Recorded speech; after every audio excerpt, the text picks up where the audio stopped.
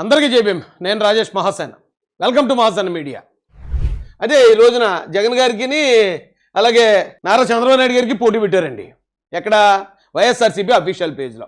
వాళ్ళు చెప్పిన పాయింట్లని నేను ఒక్కసారి మీకు వివరిస్తాను. వాలంటీర్ వ్యవస్థ అటండి. ఇంట్లో ఎవరు లేనప్పుడు వెళ్ళి తలుపులు కొట్టడానికి కానీ చంద్రబాబు వాలంటీర్లను ఉద్దేశించి అన్నారు అట. జరిగే కదా, అది జరగలేదా? ఎంతోమంది వాలంటీర్లు ఇక పలానా అమ్మాయిని రేప్ చేశారని, పలానా మహిళతో అక్రమ సంబంధం అవి కూడా ఉన్నాయి కదా. మంచోళ్ళు ఉన్నారు కాదంట్లే, కానీ అవి జరిగాయి కదా. జరగకుండా అన్నారు ఎవరన్నా? జగన్ గారు తీసుకొచ్చిన వాలంటీర్లని ఈరోజు బాబు సర్కారు వరద సహాయానికి ఉపయోగించుకుంటుందటండి. అంటే మొన్నటిదాకా వాలంటీర్లు మమ్మల్ని తీసేశారు, మాకు జీతం ఇవ్వట్లేదు, మాకేం పని చెప్పట్లేదు, ఈవెన్ పెన్షన్ కూడా. పెన్షన్ అండి చెప్తే నమ్మరు మీరు. జగన్ రెడ్డి 2.5 లక్షల మంది వాలంటీర్లు పెట్టుకుని 1వ తారీఖున లేకపోతే 2వ తారీఖున అలా ఇచ్చేవాడు. కానీ చంద్రబాబు నాయుడు గారు 1వ తారీఖు ఆదివారం వస్తుందంటే 30వ తారీఖున ఇచ్చేస్తున్నాడు. వాలంటీర్లు ఒక్కళ్ళేరు. నెలకు 100 కోట్ల జీతాలు, 100 కోట్ల జీతాలు మిగిలించాడు చంద్రబాబు గారు. అలాగే 1వ తారీఖున సెలవు వస్తుందంటే 30వ తారీఖున ఇచ్చేశారు మొన్న పెన్షన్. ఏ వాలంటీర్లు లేడు అక్కడ, కానీ పెన్షన్లు ఇచ్చేసాడు అంతే. ఆయన తలుచుకుంటే అలాగే అయిపోద్ది అంతే.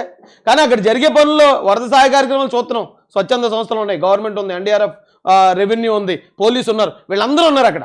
ఒకవేళ ఒకటే ఈ వాలంటీర్లు ఎవరన్నా వెళ్ళి సాయం చెప్తే చేసి ఉండొచ్చు. కానీ వాలంటీర్ వ్యవస్థను చంద్రబాబు నాయుడు గారు అక్కడ ఉపయోగించుకోకుండానే మొత్తం అన్ని సక్రమంగా అందించేశారు ప్రజలందరికీ. చాలా పర్ఫెక్ట్గా డీల్ చేశాడు ఆయన. వాలంటీర్ వ్యవస్థను వాడుకున్నాడు. సిగ్గన్నీ ఇట్లేదు ఎడరా మీకు ఈ అమ్మాయిలా రాసుకోవడానికి కూడానే. అంటే రేషన్ పంపిణీ వాహనాలు అటండి.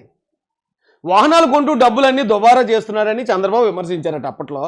వైఎస్ జగన్ గారు తీసుకొచ్చిన ఆ వాహనాల్లోనే నేడు వరద బాధితులకు నిత్యావసరాలు పంపిణీ చేస్తున్నారు అన్నాడు. అంటే దీనికి సంబంధించి ఒక ఆధారం చూపిస్తానండి. మళ్ళీ వీళ్ళే ఇంకో మరో ప్రచారం చేశారండి. ఏంటో ప్రచారం అంటే ప్రజలకి సరిగ్గా ఆహారం అందట్లేదు, సరైన సమయానికి అందజేయట్లేదు ఆహారం అంటున్నారు. ఈ వీడియో ఎత్తి మీరు షాక్ అయిపోతారని పెట్టండి. ఎవరు లెఫ్ట్ మనీ బాబు, లెఫ్ట్ మనీ ఏం పర్లేదు, లెఫ్ట్ మనీ ఏం కాదు. ఇది తెల్లవారుజాము 3 గంటల నుంచి 2 గంటల నుంచే జరుగుతుంది ఈ కార్యక్రమం. ఇది చూడాలి అసలు ప్రజలు. ఇది అర్ధరాత్రి 2 గంటలకు వీళ్ళు వచ్చారు. ఇది నిత్యావసర సరుకులు లారీలు ఉన్నాయో పర్లేదు, నిత్యావసర సరుకులు ఇలాంటి. ఇప్పుడు కేరళలో ఫ్లడ్స్ వచ్చినప్పుడు చూసామండి మనం. ఇతర ప్రాంతాల నుంచి, ఇతర రాష్ట్రాల నుంచి లారీల మీద ఆహార ధాన్యాలు పంపించారు అక్కడికి. కానీ ఇక్కడికి ఆంధ్రప్రదేశ్కి ఇంకా ఏ రాష్ట్రం కూడా అలాంటి సహాయం పంపించలే. కేవలం ఈ లారీలు దీని మీద ఉన్న ఫుడ్ ఐటమ్స్ అన్నీ కూడా నారా చంద్రబాబు నాయుడు గారు ప్రభుత్వం తరపున తెప్పించినవే. ఆయన ఎన్ని తెప్పించాడో చూడండి. ఇలా లారీల్లో వచ్చాయి. ఇలా నాణ్యమైన వెనకాల వెళ్ళిపోతాయి. ఆ లారీలన్నీ వెనకాల ఉన్నాయి. అవి లారీ వీటిలోకి సప్లై జరుగుతుంది. ఎన్ని లారీలు తెప్పించాడు చూడండి. అన్ని లారీలు వచ్చేసాయి. అవి మధ్యలో ఉన్నాయి. లారీలు మధ్యలో పెద్ద లారీలు.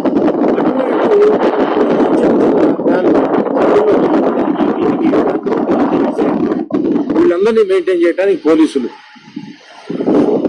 ఇది కనుచూపున్నారా? ఎంతసేపు పెడితే అంతసేపు లాగా.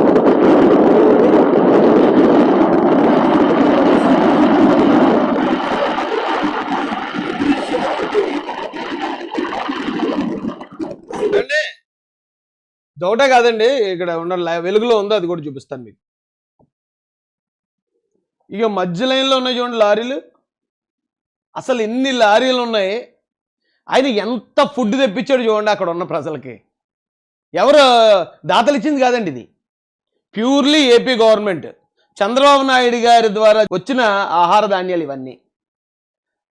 నిజంగా ఆహారం అందించట్లేదు, అక్కడ సరైన ఫుడ్ అందట్లేదు అని చెప్పి వీళ్ళ ప్రచారం చేశారు యాదవ్లో. అయితే ఇప్పుడు ఈ చిన్న బళ్ళు కోసం ఏదైతే రేషన్ ఇచ్చే బళ్ళు ఉన్నాయో దీన్ని వాళ్ళు గొప్ప చెప్పుకోవడం కోసం ఆ బళ్ళునే ఉపయోగించుకుంటున్నాడు. ఎన్ని బళ్ళు ఉన్నాయో చూడండి అంటున్నారు. ఏమంటే ఈ చిన్న వ్యాన్లని జగన్మోహన్ రెడ్డి వరద సహాయ కార్యక్రమం కోసం ఇచ్చాడా? కాదు కదా. ఎందుకు ఇచ్చాడు? మేము రైస్ ఇంటింటికి ఇచ్చేస్తాం, మీరు అక్కడికి వెళ్ళి తెచ్చుకోవాల్సి వచ్చేది, మేము ఇంటికి ఇచ్చేస్తాం, ఇంకా గొప్పవాళ్ళు మేము అని చెప్పి ఆ వీధి లైన్లో ఉంచడం, మొత్తం అందరూ అక్కడికి వెళ్ళటం. అంతకుముందు ఏమైంది? కొంచెం దూరంలోనే షాప్కి వెళ్ళేవారు. ఇప్పుడేమైంది? ఇంటి దగ్గర నుంచి వీధి చివర పెట్టి బండి దగ్గరికి. ఆ గొప్పల కోసం పెట్టాడు అది. అలాంటి బళ్ళను కూడా ఇప్పుడు చిన్న బళ్ళు గవర్నమెంట్కి అందుబాటులో ఉన్నాయి. ఈ బళ్ళులో ఎక్కిస్తే సందుల్లో కూడా మనం ఆహారాన్ని సప్లై చేసేయచ్చు అని ఆ బళ్ళని ఈ వరద సహాయ కార్యక్రమాలకు ఉపయోగించుకోవాలనే థాట్ రే చంద్రబాబు నాయుడు గారు థాట్ ఆలోచించండి.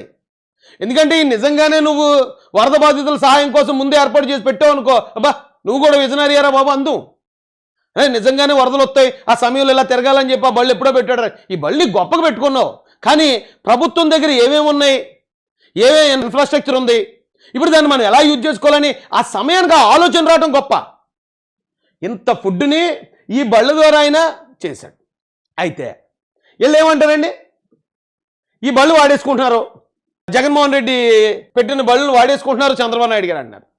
మీకు అసలు బుద్ధి ఉంటే, మీరు మనిషి జన్మే ఎత్తుంటే బళ్ళని ఆయన ఆ టైంకి ఉపయోగించాడు, అంతే కనెక్ట్ చేశాడు. జస్ట్ వాలంటీర్లను అయితే ఆయన అసలు వాడలేదు.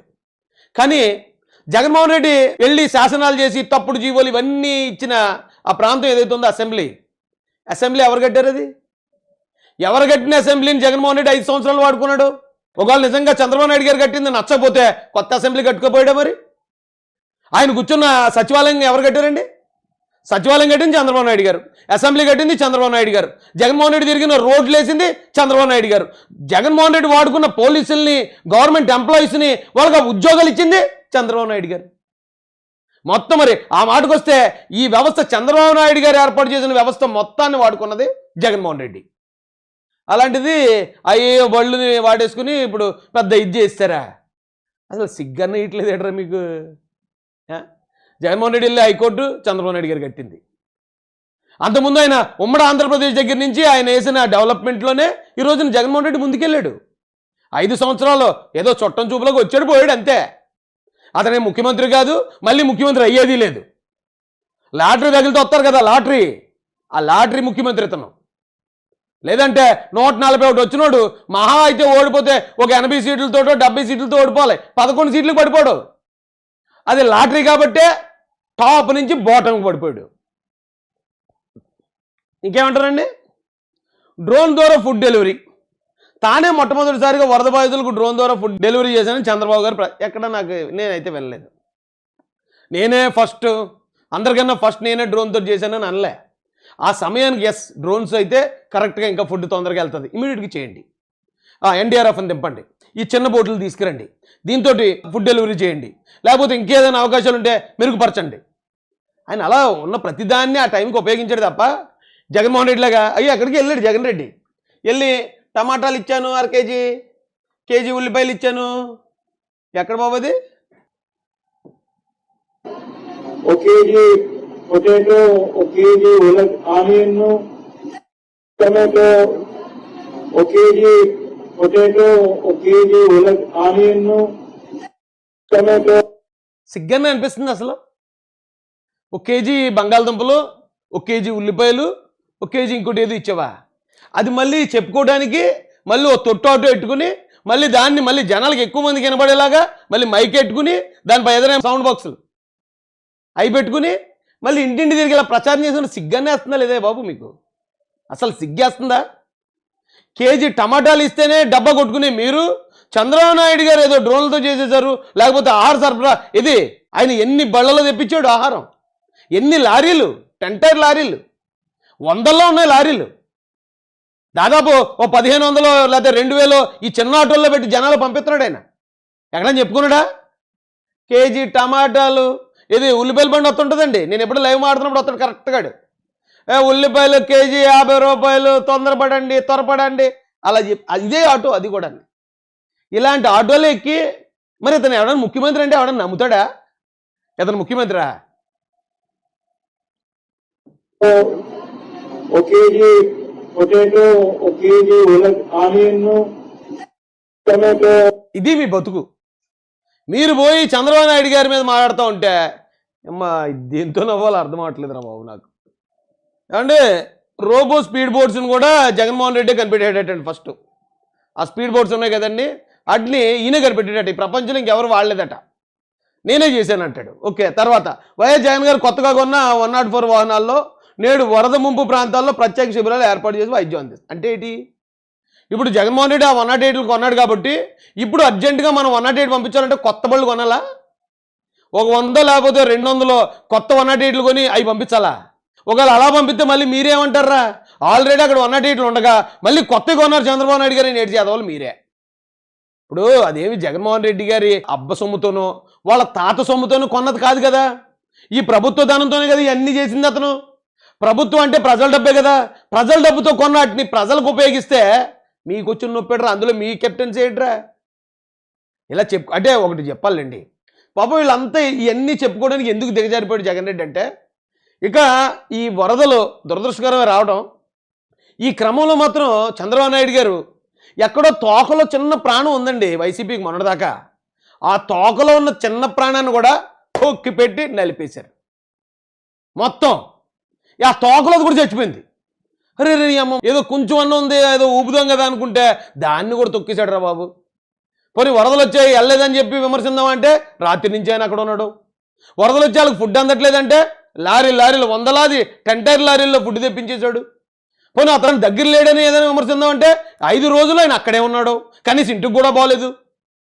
జగన్ రెడ్డి చూస్తేనేమో పైకి వెళ్ళి ఏరియల్ సర్వే అని చెప్పి హెలికాప్టర్లో రౌండ్ వేసిపోయాడు. పోనీ అతనేమో అంతకన్నా గొప్పగా చెప్తే మనం ఏదైనా చూపించుకుందాం అనడానికి లేదు. ఈ దెబ్బతో అసలు నాయకుడు అంటే చంద్రబాబు నాయుడే. ఇది కేవలం జగన్ రెడ్డి తన స్వార్థం కోసం వచ్చే మనిషే తప్ప ప్రజల కోసం వచ్చేవాడు కాదు అనేది ఈరోజు ప్రజలందరికీ అర్థమైపోయి ఆ వైసీపీకి తోకలో ఉన్న ప్రాణం కూడా గయా. అది బాధ ఇప్పుడు. రే ఎలాగన్నా చివరే ఆ తోకలో ప్రాణాన్న కాపాడండి రా, ఒరే ఏదైనా తప్పుడు ప్రచారం చేయండి రా అంటే ఈ వేల కోట్ల రూపాయలతో నడిచే ఐపాక్ టీం ఉంది కదా, వాళ్ళు చేసే తొకడా పనులు ఇవి. ఇలాంటి తొకడా పనులు చేస్తే నిజాయితీగా పార్టీ కోసం చంద్రబాబు నాయుడు గారి మీద అభిమానంతో పనిచేసే మాలాంటి వాళ్ళం ఆ వాస్తవాలన్నీ బయటపెడితే మళ్ళీ అంటారు జనం. కష్టాలు పాగొడు కూడా రాకూడదండి బాబా. ఇది ఇలా బతుకు.